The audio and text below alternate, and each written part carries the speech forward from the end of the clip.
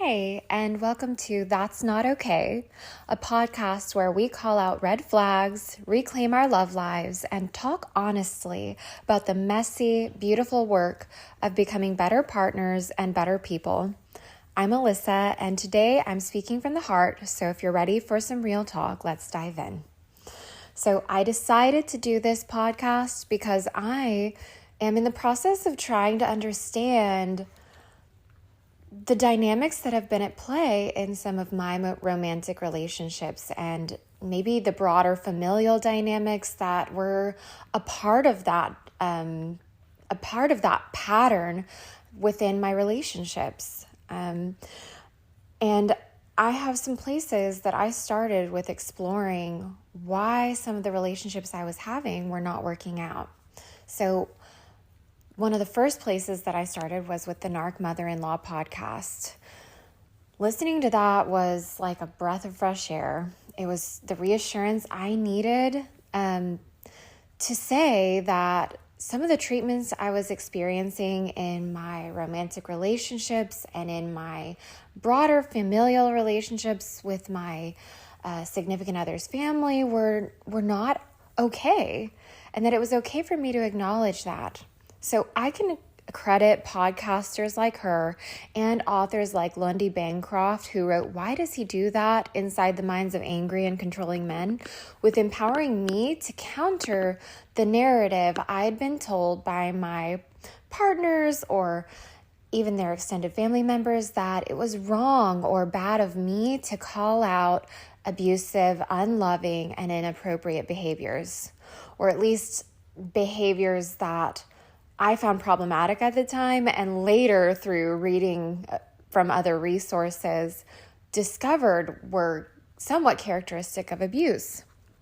So our romantic relationships should be a space where we're safe to voice our concerns and receive apologies and reconciliation for raising legitimate concerns, or at the very least having a respectful conversation about it. And we should be able to do so without fear of retaliation, defensiveness, and punishment as a habit. Nobody responds perfectly to things all the time, but you shouldn't constantly be having unresolved conflicts. Those things build up over time. And so if you see a pattern of defensiveness, a pattern of deflection, a pattern of them blame shifting onto you, that's the kind of thing that we're talking about. In a healthy relationship with a partner who is mentally healthy and stable and ready to be in a romantic relationship, your justified anger at mistreatment will never be used as an excuse to add insult to injury. So if you've been told your expectations that your partner be loyal, respectful, accountable, and prioritize you and care about your feelings, if you've been told that those expectations are too high, let me tell you that is probably just gaslighting. It is much easier to try and blame you for raising an issue or say that you're the problem than it is for an unhealthy partner to look inward and recognize that maybe their behavior is hurting you. So, and should be hurting you because it's not appropriate. So that's something that you should definitely acknowledge as a red flag. In fact, if you're experiencing a partner who blames you for their misbehavior, assassinates your character in any way after you raise a concern, talks badly about you behind your back to friends and family, flips complaints back on you, stonewalls you, punishes you, treats your losses as their gains, gaslights you and shames you so that you question yourself and whether you're even a good person, you are probably, I won't even say probably, that's abusive. You're in an abusive relationship. And you can safely say that this is not just a different way of doing things. This is not just a difference of opinion. Those behaviors, that the responses, those types of responses to you raising concerns are problematic, are themselves abusive and not appropriate in a healthy relationship. And I want to say that you can get out of that cycle and step into something that makes you feel like your perspective and feelings are at least worth exploring, if not worth listening to. Gosh, that's sad to say, but because I feel like your perspective should always be worth hearing out and listening to when you raise a legitimate concern. But, at the very least, worth exploring and hearing out, even if your perceptions were wrong. So here's some foreshadowing as well. In the above scenario where you are constantly beginning to question your perceptions and question your morals or yourself, the truth is that you may be dealing with something more deep-seated. In fact, it may be someone with a personality disorder like narcissistic personality disorder.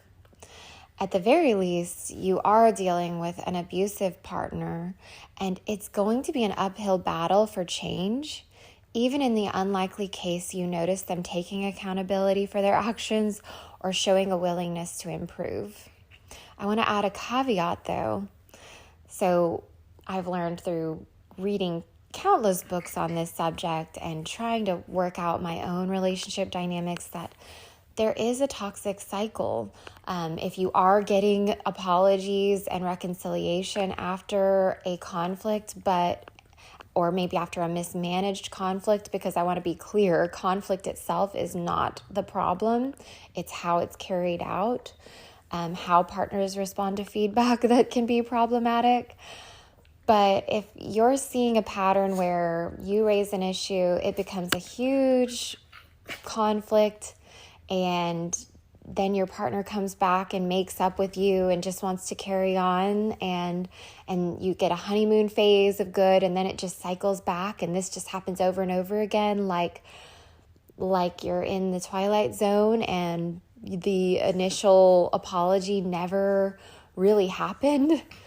That is also characteristic of abuse, and it's kind of like intermittent reinforcement. They give you just enough that you keep hoping, like, oh, well, at least they recognize their behavior is problematic, so surely they'll change it.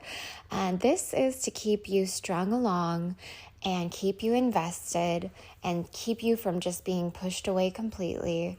And that is also part of an abusive relationship. So just want to be clear that a true apology is coupled with change, permanent change and growth. Like, one of the points that one of the books I read was like maybe a cheater who comes and, oh, he's so sorry, and oh my goodness, like, I will never do that again. Like, and then they go through a period of 6 months, 2 years, 10 years where they don't do it. And then you get cheated on, or they're constantly looking at other women, or they're watching pornography. They are not being faithful to you and faithful to their recovery. And they say, well, this has barely happened. Like keeping away from objectively bad behavior doesn't give you a hall pass for a temporary, like, oopsie moment. It just doesn't. So be aware of that as well. I also want to say that there are a few things that this podcast is going to explore. I guess maybe a few things. There are a few buckets that this behavior can fall under, or problematic behaviors can fall under. And one is, maybe mental illness. One is just toxic belief systems and values that justify abusive behaviors. Another is addiction. All sorts of things can come out of these broken internal systems. And another is upbringing, which might be the underlying root source of all three of the three categories I just mentioned. Those things can make it where your partner, or if you are the person that is having repeated issues in your relationships, you are having relationship struggles, and so this podcast is going to explore those things. And another important topic that I want to just briefly touch on in this first podcast is that you should be aware that your spiritual background, your religious beliefs, your ethics and values can be used against you in a means known as, or a method known as spiritual abuse. And well-meaning people who subscribe to your particular ethos can apply principles of faith to unhealthy situations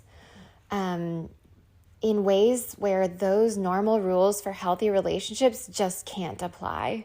So what I mean by that is like maybe a pastor will give you sound relationship advice that just can't apply to an abusive relationship. There are two different types of relationships. One is the healthy relationship where you have typical conflict, and in those cases, the regular rules totally apply. But when you have an abusive situation, you're not dealing with the same animal.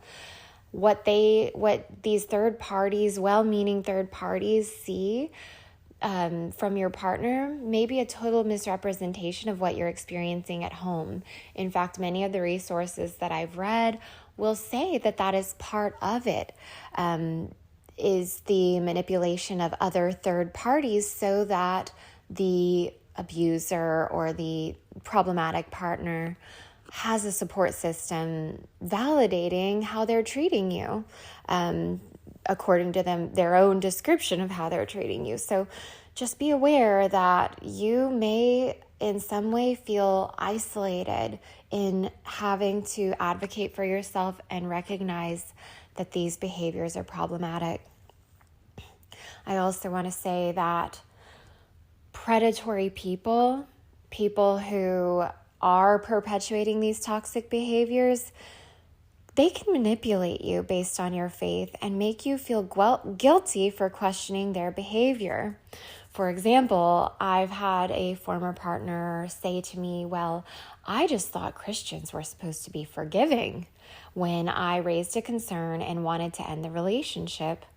And this caused me, I was very young at the time, and this made me second guess myself. What I didn't realize at the time was that my former partner at the time was conflating forgiveness with reconciliation and using guilt and shame to keep me engaged, keep me informed, and keep me in the relationship. So we're going to be exploring all of these things in this podcast, and more as we go on. So I also want to say that this podcast is inclusive. It is not designed to condemn or shame anybody. It is really designed to put a spotlight on helping people, not just the people who are experiencing unhealthy behaviors from their partners, but also people who are perpetuating those behaviors. There's a saying that says, hurt people hurt other people. And I fully and completely believe that. Even people who have hurt me, when I step back, like in the moment, I'm angry, I'm hurt, I'm absolutely not able to just to speak my heart the way I want to, because sometimes these broken people are unreachable. You cannot get them to see eye to eye with you. And so I don't always respond exactly the way I want to. But when I step back and I really think about why the behaviors are happening, why they're doing what they're doing to me, whatever it is, I recognize the bigger patterns at play, that they learned these behaviors from somewhere. This didn't come out of nowhere. We know that society's value system is continuously worse, especially in the United States, where the value is really on competition, success, money, keeping up with the Joneses. compete. Yeah, I guess I already said competition, but like it's not really the values that build stability and growth. And that would be the values such as like courage, integrity, honesty, transparency, purity. Gosh, I mean, there are so many good values that that I think our society doesn't emphasize at all anymore. And in fact, they run counter to the things that will make you successful in our society now. And so those things really are not being passed down through the generations, and we're not really being guarded from our societal toxicity when we grow up. Like, you can't really turn on the radio now without music sexualizing men and women. In fact, you can't watch a movie where you don't see it shown that like a boy is objectifying a girl and a girl seems to like being objectified. These messages all teach us what it means to be human, or at least what it means to be human in a specific cultural context. And so there's just a lot of dissonance, I would say, between what makes for a healthy relationship and the messages that people are receiving. And I say this to say, no one's born in a vacuum. We're born into a broken world, and if we aren't like carefully like cultivated, and no parent is perfect, but I just mean if we're not taught to run counter to those popular narratives, we're going to naturally be perpetuators of toxic belief systems and toxic behaviors in relationships. For another example is if our parents never fault us, never teach us to take accountability for actions, teach us to feel entitled to relationships, entitled to money, to success, to popularity, we're never ever going to be receptive to another person's feedback, because we haven't learned humility and that it is normal and okay to be imperfect. So like I just say this to say that nobody is just a villain outright, twisting their mustache, and well, maybe some people are actually. There are predatory people who are just out to hurt people. But I guess I will say by and large, there are people who are blind to their own toxic behaviors.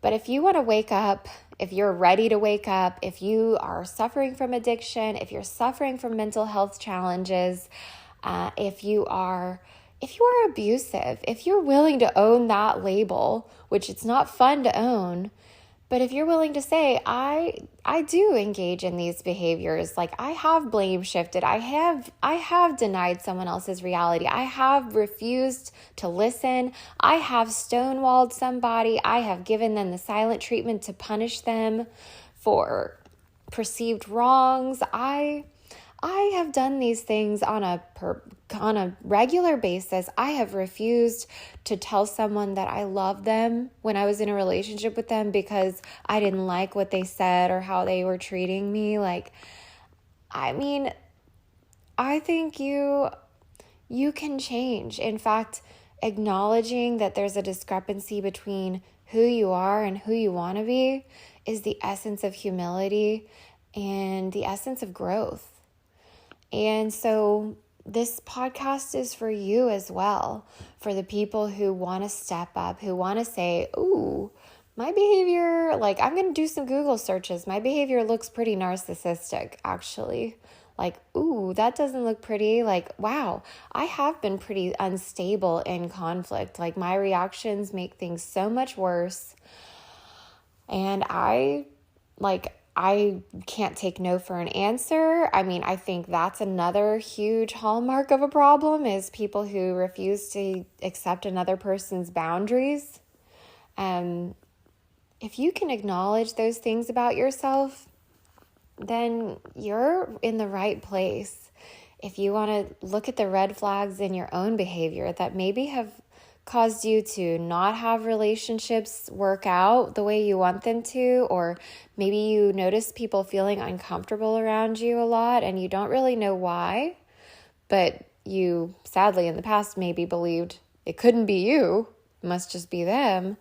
Like if you have this victim narrative in your mind that everyone's out to get you, and if anyone has anything negative to say, they're just attacking you and criticizing you.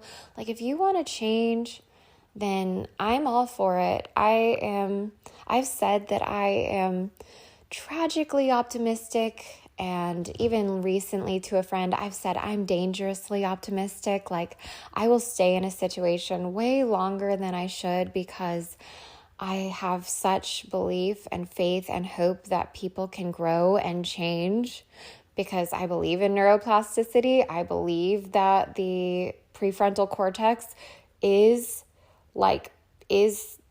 if it's literally in function, then it can function and rein in the parts of you, the bad habits and the bad, addictive tendencies and unhealthy neural pathways that you have formed through your behavior in the past. But I guess now I'd like to temper it back and just say that I am realistic. I think it would be a total disservice to say that people can't change at all. That said, in conclusion, for the people who want to change, I believe you can, 100%. That said, for the people who are currently experiencing abusive behaviors, mistreatment, any signs of that your boundaries are disrespected, that if you're being told you're controlling for drawing a boundary, if you're being told like a total broken narrative, like if everything you complain about is flipped back on you, like this person is being abusive and inappropriate in your relationship, and please do not make the mistake I've made. Please accept that the odds of them getting help accepting true responsibility are extremely low, and that you are not in a safe situation. Your mental health matters. Your value, you have inherent value, and as a human being, there are just some behaviors that nobody should experience, and it is worth moving away from people who are habitually raising red flags inside of you, even if you love them, even if you thought they were the one, even if you have seen glimmers of hope and belief that they are secretly wonderful inside. That is probably in some way true, but I would highly encourage you to stop dating potential and start accepting people for who they are. As for the people who stay in relationships like this, and I am guilty of this, if people wanted to change, they would. So I can say that this has been my biggest fault in relationships like this, is believing that people just must not know better, like thinking that they're treating me the way that they treat me because they would never treat me this way if they knew better, and thinking that I can just explain better, explain why it makes me feel how it makes me feel, and believing that they're going to have ears to hear that and hold room for me and love me regardless of what I say, because not regardless of what I say, but love me even though I'm saying I don't like this treatment. Because the truth is that many dysfunctional people are the way they are because they refuse to change, refuse to look inward, refuse to accept accountability, and have underlying thoughts and belief systems inside of themselves that justify their behaviors. They would not treat you that way if they thought what they were doing was wrong. So I say that to say an appropriate boundary in situations where you are experiencing emotional distress on a regular basis and deep pain if you're feeling neglected, if you're feeling uncared for, if you're questioning your value, if you're questioning your integrity, the appropriate boundary is to say goodbye. You deserve to be heard. You deserve a partner who cares about you and wants to be there for you and isn't immediately entrenched in defensiveness because they feel attacked because you raised some valid concern about an experience of mistreatment. That is emotional maturity. That is mutual respect and partnership. And so you deserve that, and it's out there. It may not look like it based on social media, based in movies, based in music, based on like dating apps, at bars, you may not see it. But, it's the law. The law of numbers doesn't apply. You only need one. And the reality is our society is not raising emotionally mature and healthy people on the whole. The why we can explore at another time, but just know that so long as you're invested in your own personal growth and you want to be a healthy, emotionally mature partner, there's somebody else out there who's doing the same thing, who wants to be introspective, who wants to grow, and who you won't have to force to treat you kindly, who you don't have to convince to care for your feelings. Like, you deserve that, and it's out there. It shouldn't feel like an uphill battle at every turn to get your basic needs met. And yes, it is basic needs to feel like you want someone to meet you in a mature space and care for your feelings and like tell you that they love you, give the verbal affirmation that you need, like express that you matter to them, and show you that even when it means listening when you feel they disrespected you or hurt your feelings. That should go both ways, 100%. And I also just want to say that a beautiful, loving marriage or romantic relationship means that they come first. Your partner is your number one, and vice versa. It doesn't mean that you don't love other people. It doesn't mean that your parents don't still matter. It doesn't mean your kids don't still matter. It just means that you've got your priorities in order and you are treating your spouse like they are absolutely a treasure because they have committed to you. They have given you every ounce of their being in a healthy relationship, mind you. And you love them. You appreciate who they are and that they make you better. And, goodness, I just want that to be clear. A few other things that I guess I want to touch on are I guess it kind of falls under mental health, but there might also be other elements at play like neurodiversity.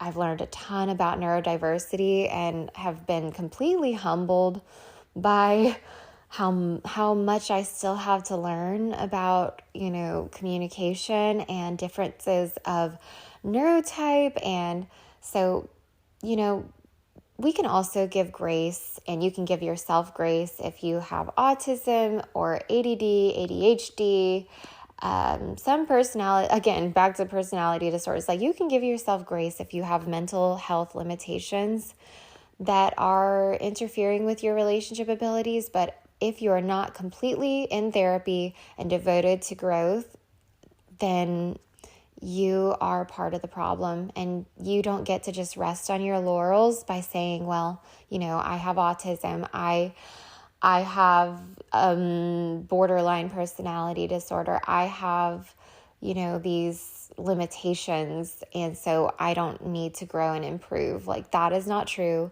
And likewise, if you're partners to somebody who has mental health limitations, but you're not seeing them invested in growing with you, And, then I would step away. And also if they have limitations, you doing everything you can to arm yourself with self-awareness and growth and grace for those limitations, that's important too. You can change too, but just don't move from your reasonable, healthy boundaries. And so,